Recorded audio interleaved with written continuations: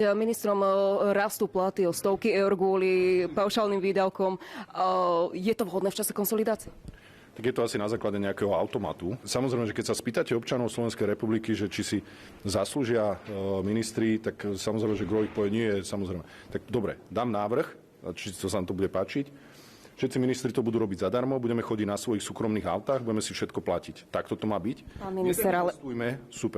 Nedehonestujme nejaké pozície alebo ministrov funkcie ako také, že vytvárame teraz v spoločnosti dojem toho, že tí ministri to majú robiť zadarmo. Ja si myslím, že tá zodpovednosť je tak veľká, že to zase nie je nejaké neprimerané, sú to nie je nejaké neprimerané platy.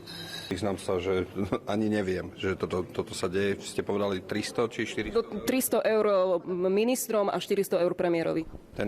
Neviem, naozaj sa vám k tomu neviem. Zamraziť, teda hovoríte, že ste o tom nevedeli? Ja Je to veľká anomália na Slovensku, pretože vy máte teda vyššie paušálne náhrady ako samotný plat, čo je vysoko neštandardné zo svetového pohľadu. No, ja som to povedal opakovane, pozrite sa, ja nechcem, aby to vyznelo nejak ináč, ale ja naozaj nesledujem ani svoju výplatu a naozaj tam nie som kvôli výplate, ja robím mnoho vecí, a to, či to nie je alebo nie je vhodné, ja nemám absolútne žiaden problém s tým, aby sa to zmrazilo alebo to, ale ja som to ani nesol, ja som nebol členom vlády,